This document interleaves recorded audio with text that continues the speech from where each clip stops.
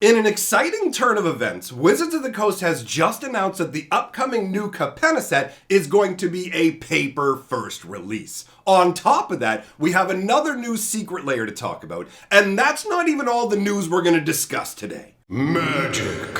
I am a wizard! History. I'm an old wizard! The magic historian. My bones hurt. Greetings!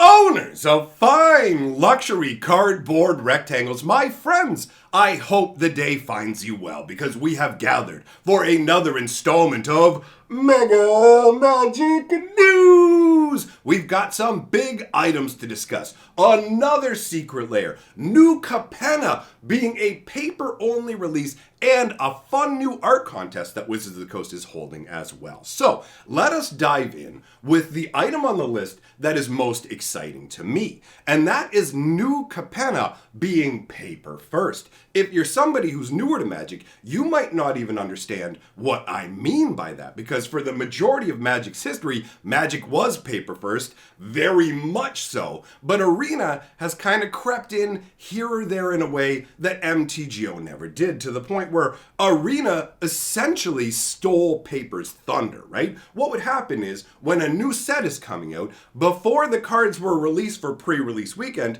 2 or 3 days in advance, Wizards of the Coast goes, everything's available on Arena. You can play it before you can even go to the pre-release to play with these cards. So your first opportunity to play with cards in the current era is virtually always through Arena, unless it's specifically a product not designed for Arena you can't get on Arena. But in this case, we're going back to the old way of doing things, similar to the MTGO days, where we get the paper release first, and then you get the digital release later on. So basically what's going to happen this time around is we're going to have the new Capenna pre-release on the 22nd, right? April 22nd is when the pre-release happens, but the digital release won't happen until April 28th, which is 1 day before the physical release. So they're still in some ways staggering the digital a little ahead of the physical in terms of the full-on release, but let's be very real about the current state of Magic the Gathering.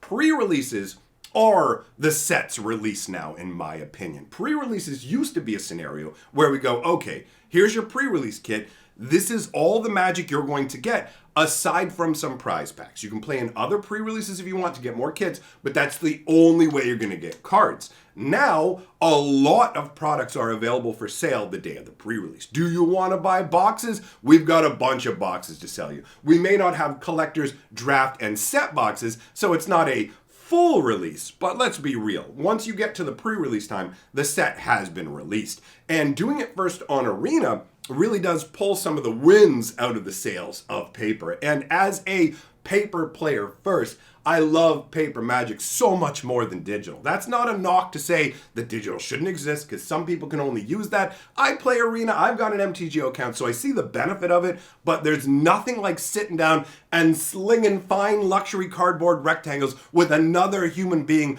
across a table, where you can see every little smile as they do something devious to you, every little twitch of their eye as you do something devious to them. It's just, paper Magic is where it's at. And this is an interesting signal to me, right? Because we're seeing that Arena might not be the golden child that Wizards of the Coast was really hoping for it to be, right? Arena, in my opinion, is currently in struggle mode. Them introducing alchemy has made things decidedly worse, and as far as it looks to me, has decreased the amount of engagement with Arena overall. So this might be an experiment to determine if it's actually smarter to stop having Arena releases before paper. If you break down the way that Wizards makes their money, roughly 25% of it comes from digital formats, and roughly 75% of it is paper. But with Arena flagging, Wizards must want to know, are we losing money by letting people play with these digital cards online first, rather than getting them to buy physical cards? Because when the set does release on Arena, if you've saved up your gold, there are ways to get this stuff, right? When the set comes out on Arena, you can get product for free. When it comes out physically, you can't, right? So I view this as Wizards going, let's see what happens in the current world. Now that people can go back out to pre-release and stuff like that, let's see how the numbers look when Arena takes the back seat. So, if you're somebody who genuinely loves paper Magic and you want to see more of a push towards that and less of a push towards Arena, then going out and participating specifically in new Capenna pre-releases will help to send that signal to Wizards of the Coast. Now, again, that's if that's something you specifically want, right? So if you're somebody who doesn't care about paper, don't worry about that. Ultimately, I imagine this is probably just going to be a one-shot, and Wizards is going to continue to put Arena a few days ahead of time. But I don't know, man. There's just something that's more exciting about saving it for the paper sphere overall, at least in my opinion, right? So we'll see how that turns out. I was just excited to have an indicator that paper Magic is moving up in prominence in Wizards' eyes, because it felt for a long time like they would do anything to paper Magic if it helped Arena. Do you know what the changes they were making to things like a Johnny's Pride Mate, not for any kind of mechanical considerations in the game, but specifically for how it was working on Arena, and then just going, well, paper players have to deal with this change that was made specifically for Arena. Those sort of things.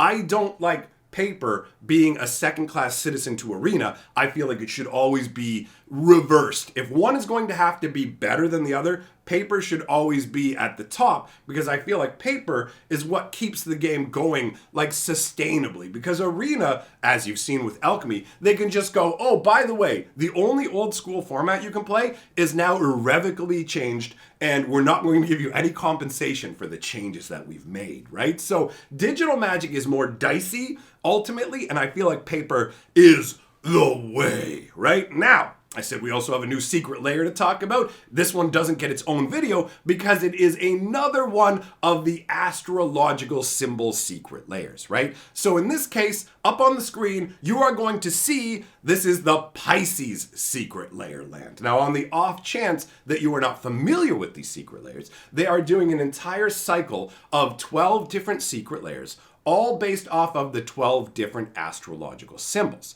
This is the third that we're seeing in the series. Now, these secret layers are only containing basic lands, and unlike previous secret layers that contain basic lands, these only contain one type of basic land. So if you purchase the Pisces secret layer, you do not get an island, a mountain, forest, and so on. Instead, you actually get 5 islands. So this is a departure from the normal style of basic land secret layers, but also a different option for people, because people fall into different categories with it. Some people go, I think it's ridiculous that it's all 5 of the same land. What if I want to play other lands and I'm a Pisces, right? So, and then on the other side of it, you've got people who are like, I think it's ridiculous to just get one of each land. What if I just want 20 islands? Now I just need to snag 4 of these secret layers. So it is a matter of taste. And these secret layer lands are interesting in that it's a very different approach they're taking with this particular secret layer. All other secret layers are released as part of a super drop. And theoretically, you could kind of consider this a year-long super drop with 12 secret layers injected into it, all with different amounts of time that they're selling for. So the first astrological layer that was released in January is on sale for the entirety of the year. The one that came out last month, or the second one I should say, has one less month. So this one will only be on sale for like 10 months, and we'll keep going down the chain as you go further along. So whatever astrological symbols come later kind of get the short end of the stick. You will have the opportunity to buy them all up as a bundle at the end of the year, and you have like the whole year to choose to buy them. So it's interesting because normally when it comes to secret layers, Wizards of the Coast likes to ride that fear of missing out. But in this case, it's almost like an evergreen, always available product. If you think about it, there's a lot of Magic products that might not even be available for an entire year, depending on how their print run and everything goes. Look at stuff like Jumpstart. They did eventually do reprints of it, but it was super hard to get your hands on. Same thing with Double Feature, although let's be real, who wants to get their hands on Double Feature? Most people don't, because that product is an absolute dog. It is pretty much like the laziest product that I've ever seen Wizards of the Coast make. But the point I'm trying to get across is that a lot of Wizards products are limited time. This is so far from limited time because you can order it all year, right? They'll just keep making these things. It's not the same as other sets. It's funny to think like regular Magic booster boxes actually being more common than these secret layers that you can order infinite amounts of, but that is the way that it breaks down. Now, when you take a look at the actual artwork of this one, it's pretty funky. I mean, first of all, this is the most direct looking of the astrological lands that we've seen. When you look at it, you go, oh, it's an island, and it makes sense as an island, right? You've got the floating sun there, but it's crazy red, which, I mean, in a way, it kind of almost ties in to the Japanese feel of Kamigawa, right? So you've got that overlap as well, which I doubt was intentional. It might actually have something to do with the astrological symbol, because I will admit that I am 100% ignorant of the meaning of every astrological symbol.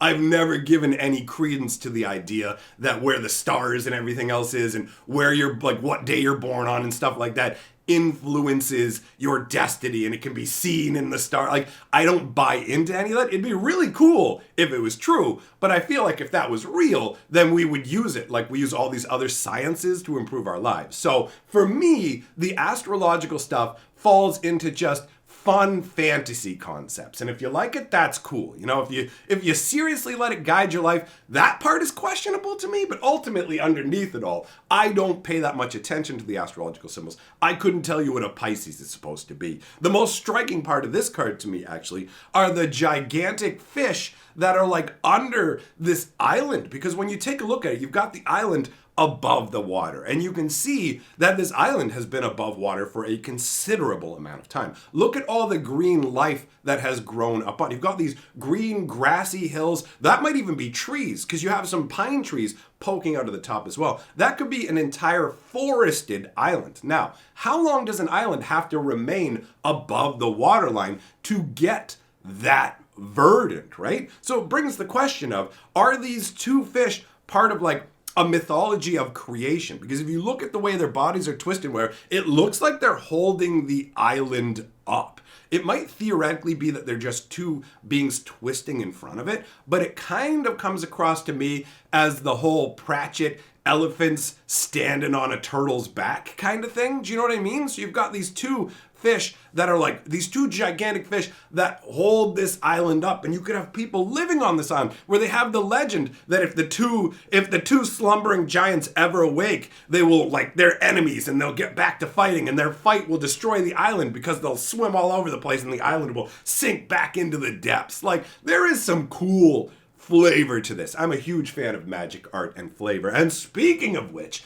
let's talk about the Kamigawa Art Contest. I'm going to put the promotional image that they used for it up on the screen. This is Azami reimagined for the current Kamigawa. And as somebody who very much enjoys anime, games like Force of Will and stuff like that, I have to say, Azami here is so lovely. What a pretty lady. I really enjoy this artwork quite a bit. Right up my alley, but that's a matter of taste. Anyhow, this is the promotional image that is being used to promote the Kamigawa Art Contest that is going on from now until the 14th of March. The idea behind it is you are supposed to take an original Kamigawa card from the original Kamigawa block. So it can be Betrayers of Kamigawa, Saviors of Kamigawa, or Champions of Kamigawa. Select one card from any of those sets and reimagine the artwork from that in the current version of Kamigawa. The prizes are actually pretty decent. The grand prize is a collector box, a set box, a bundle, and then like a mini interview where they'll ask you a few questions maybe about what made you choose to do that artwork, and they'll probably put it up on like the website there for everybody to take a look at. Now, one of the things you have to bear, there's 5 run-art prizes as well.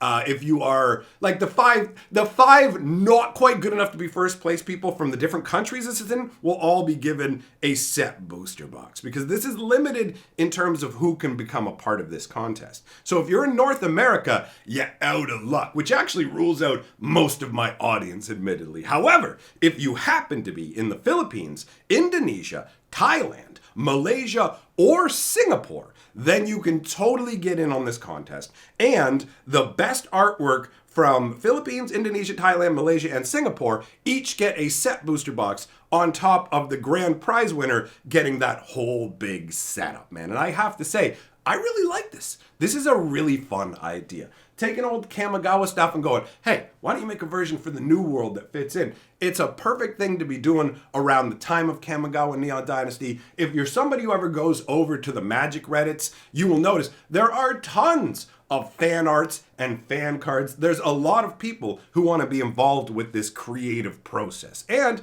there is theoretically the possible, I have no idea how likely this is, but there is theoretically the possibility that Wizards of the Coast may like your art so much that they may reach out to you in the future to bring you on as a Magic artist. But bear in mind, if they do like your artwork, they're probably going to wait a while to reach out to you, because the optics of going, hey, we got you to work as part of this free contest and didn't really pay you other than a booster box, might not look that good to some people overall, right? But this could be a path to becoming an artist for Wizards of the Coast as well, which would be pretty neat. Anyhow, that wraps up the news. Tell me your thoughts in the comments below. You must, it is not optional. And I will see you all, my friends, either tomorrow, or for those of you who want to come and hang out in the stream tonight, I'll see you there. Goodbye for now.